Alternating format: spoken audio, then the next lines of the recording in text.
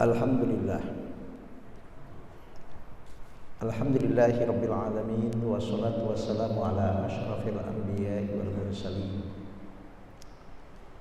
sayyidina wa habibina wa maulana Muhammadin wa ala alihi wa sahbihi ajma'in.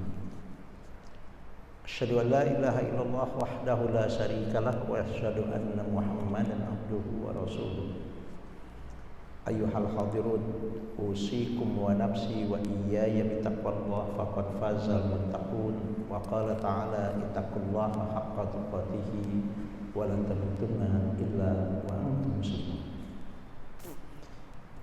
Jemaah Jumat yang dimuliakan oleh Allah, dalam waktu yang sangat terbatas ini, mari sama-sama kita mengetahui, mengerti dan memahami, bahkan kalau bisa kita menjiwai tentang rukun iman yang keenam, yaitu beriman dengan qadar. Suatu hari Rasulullah SAW pernah ditanya oleh malaikat Jibril tentang apa itu qadar. Subhanallah, dalam satu hadis sahih yang diriwayatkan oleh Al-Imam Al-Bukhari dan Imam Muslim, Rasulullah SAW menyatakan rukun iman yang keenam adalah qala Rasulullah SAW antu'mina bil qadari khairihi wa syarrihi minallah. Rukun iman yang keenam adalah agar engkau beriman dengan qadar. Baik dan buruk qadar itu semua adalah ketentuan dari Allah Subhanahu wa taala.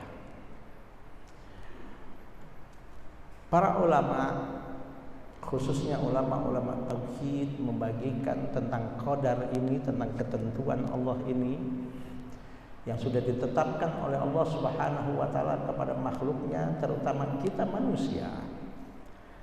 Qadar itu adalah ketetapan dan ketentuan Allah Subhanahu wa taala yang sudah Allah tetapkan kepada makhluknya, terutama kita adalah sebagai manusia.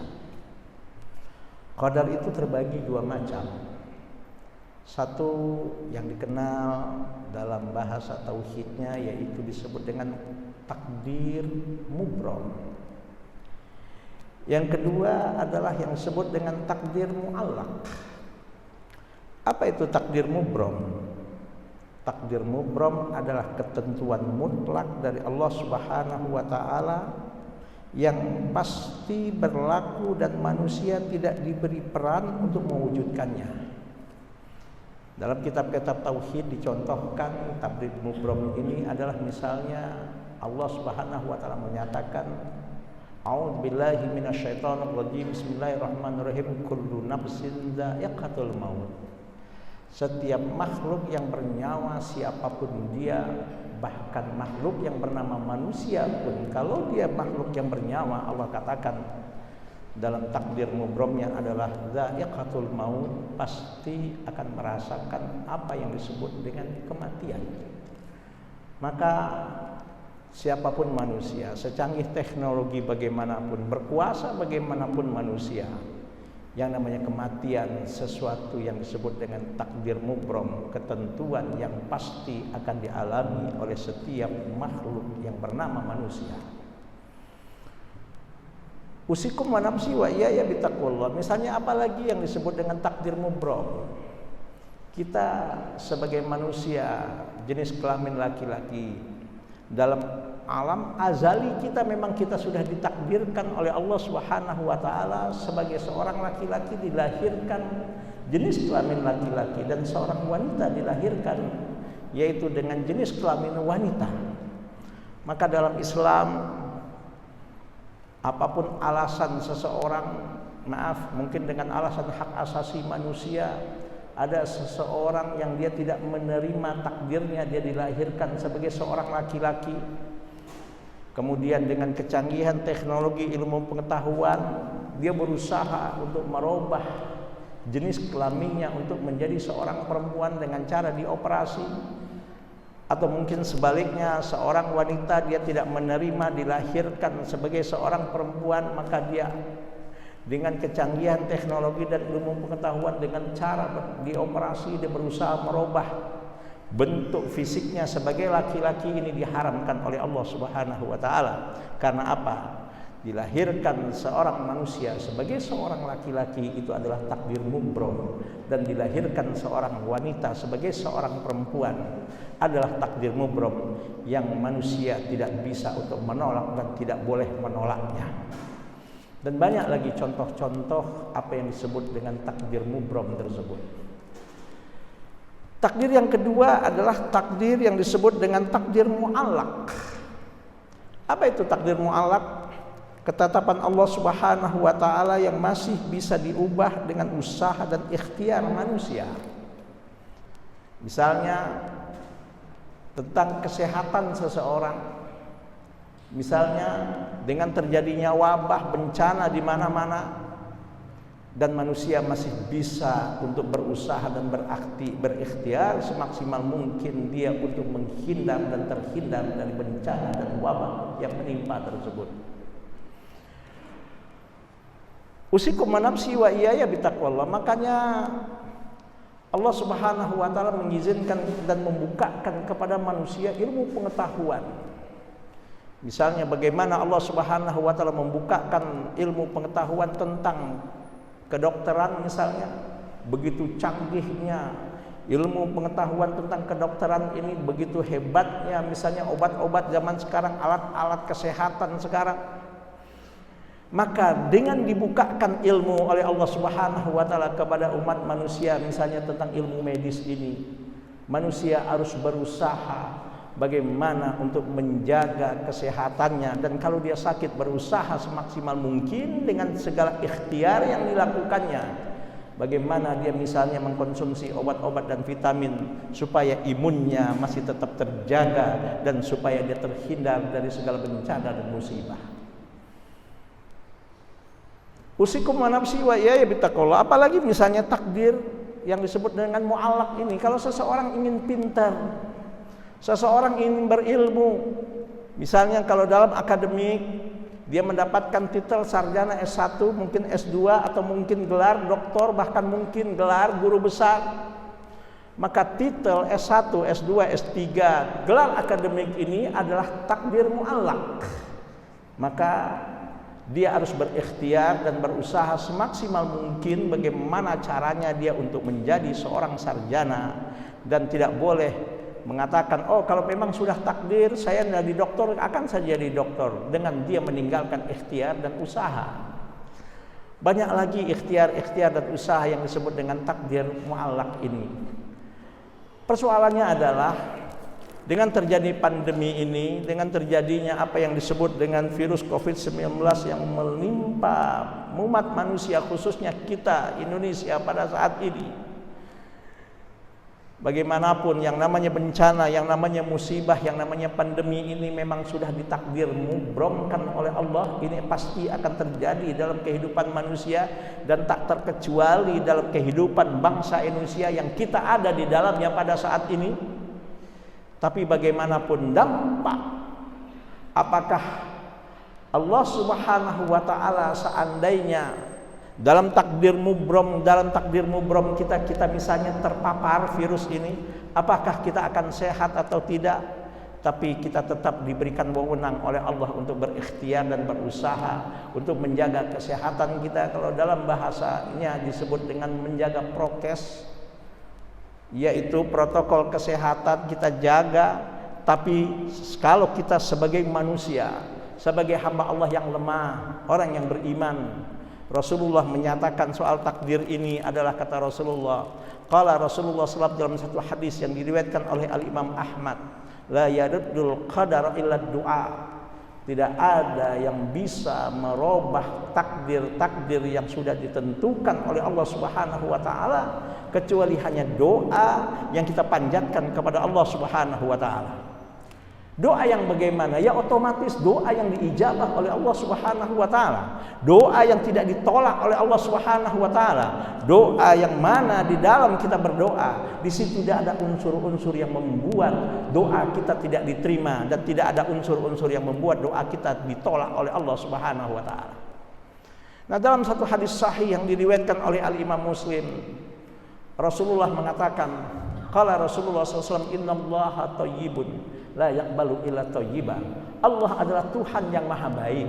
Allah adalah Tuhan yang maha baik kepada setiap makhluk-makhluknya, tak terkecuali kita sebagai hambanya. Karena itu Allah tidak akan menerima dari hamba-hambanya kecuali yang baik-baik, kecuali yang thayyib-thayyib. Qala al-Imam Ahmad rahimahullah, berkata Imam Ahmad rahimahullah, apa yang dimaksud dengan thayyib ini? Al-halal. Maka di antara penyebab kita berusaha secara lahiriah, protokol kesehatan mungkin kita sudah jaga dan berbagai macam, tapi kadang-kadang kita kurang berdoa kepada Allah, atau mungkin ikhtiar batin kita, doa kita ternyata walaupun sudah serius, tapi kita masih banyak melakukan perbuatan-perbuatan yang diharamkan oleh Allah Subhanahu wa taala, yang dilarang oleh Allah Subhanahu wa taala, sehingga doa kita tidak diijabah oleh Allah Subhanahu wa taala. Maka dalam hadis tadi terakhir Rasulullah mengatakan, "Tsumma dzakara ar-rajula yutilus safara ash'atha wa aghbar." Kemudian Rasulullah SAW menjelaskan seseorang yang dalam keadaan perjalanan yang sangat jauh, saking jauhnya perjalanannya sehingga akhirnya pakaiannya sepertinya kumuh, lusuh, bahkan rambutnya pun sudah tidak teratur. Tapi walaupun begitu, kata Rasulullah, yamuddu yadaihi ilas sama, dia masih tetap berdoa kepada Allah Subhanahu wa taala, menengadahkan kedua tangannya sambil mencucurkan air mata. Berkata orang tadi, ya Rabb, ya Rabb, ya Allah ya Tuhanku, ya Allah ya Tuhanku, terimalah doaku ya Allah, ya Allah ya Tuhanku, ya Allah Tuhanku, terimalah doaku ya Allah. Tapi apa kata Rasulullah SAW? Wa mat'amuhu haram, wa mashrabuhu haram, wa malbasuhu haram, wa ghudhiya bil haram, fa anna yustajabu lahu. Tapi sayang, walaupun dia sudah di dalam perjalanan yang sangat jauh, dia masih tetap berdoa dengan khusyuk sampai mengeluarkan air matanya memohon kepada Allah. Tapi sayang, kata Rasulullah, makanan yang dimakan selama ini makanan yang haram, minuman yang diminum selama ini minuman yang haram, bahkan pakaian yang dipakai selama ini juga pakaian yang haram, bahkan dia selama ini kenyang dengan yang diharamkan oleh Allah Subhanahu wa taala. Apa kata Rasulullah? Fa anna yustajabu lahu, bagaimana doanya akan diijabah dan akan dikabul dan diterima oleh Allah Subhanahu wa taala. Ringkas kata, kita semua sekarang dalam keadaan bencana dan musibah, yaitu yang disebut dengan pandemi. Mari sama-sama, jangan hanya ikhtiar yang disebut dengan ikhtiar yang konkret, menjaga prokes saja yang kita lakukan, tapi juga kita harus memohon kepada Allah, berdoa kepada Allah, meminta kepada Allah, takarub kepada Allah. Kita tingkatkan takarub kita kepada Allah, memohon kepada Allah agar kita dijaga oleh Allah Subhanahu wa taala, agar bencana dan musibah dan pandemi ini cepat diangkat oleh Allah Subhanahu wa taala. Tapi supaya doa kita diijabah dan dikabul oleh Allah, kita harus selalu introspeksi diri. Jangan sampai kita masih mengkonsumsi dan melakukan perbuatan-perbuatan yang haram, melakukan perbuatan-perbuatan yang melanggar syariat, sehingga doa kita tidak dijabah dan tidak dikabul oleh Allah Subhanahu wa taala.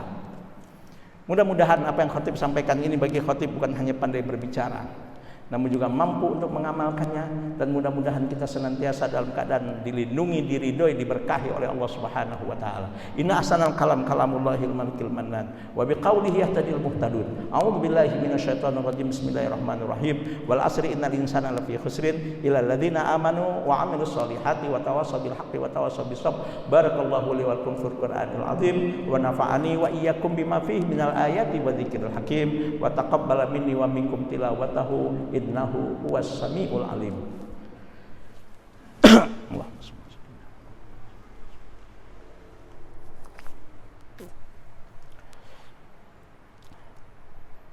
Alhamdulillah.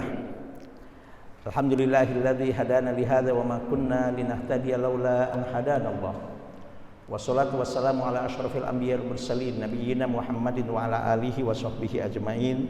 Asyhadu an la ilaha illallah wahdahu la syarikalah wa asyhadu anna Muhammadan abduhu wa rasuluh. Ayyuhal hadirun, usikum wa nafsi wa iyaya bitaqwallah faqad fazal muttaqun. Wa qala ta'ala ittaqullaha haqqa tuqatih wa la tamutunna illa wa antum muslimun. I'lamu ayyuhan nas annallaha shalla 'ala nabi qadima wa qala ta'ala innallaha wa malaikatahu yusholluna 'alan nabi ya ayyuhalladzina amanu shallu 'alaihi wa sallimu taslima. Wadallahu ma'anil khulafa'ir rasyidin Abi Bakrin wa Umar wa Utsman wa Ali wa baqiyati sahabati wa tabi'in wa tabi'it tabi'in lahum bi ihsan ila yaumiddin. Usikum wa nafsi wa iyaya bitaqwallah. Mari sama-sama kita mendekatkan diri kepada Allah. Kita tingkatkan ibadah kita kepada Allah. Kita bertaubat atas dosa dan kesalahan yang kita lakukan. Di tengah malam kita memohon kepada Allah, kita meminta kepada Allah. Jangan lagi kita menzolimi orang, jangan lagi kita melakukan perbuatan-perbuatan yang menyebabkan doa kita tidak diijabah oleh Allah Subhanahu wa taala. Selain usaha lahir, protokol kesehatan kita lakukan. Atau mungkin di antara kita yang mau vaksin, silahkan, itu juga salah satu ikhtiar syar'i. Tapi jangan lupa tingkatkan ibadah kita.